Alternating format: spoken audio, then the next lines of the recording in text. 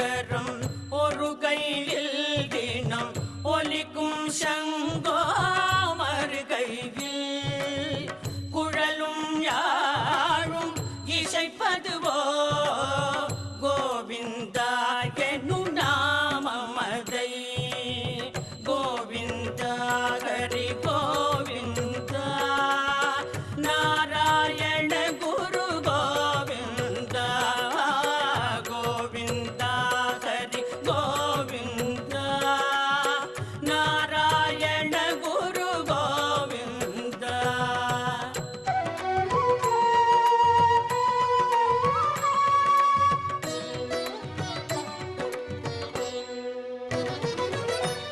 நயனம்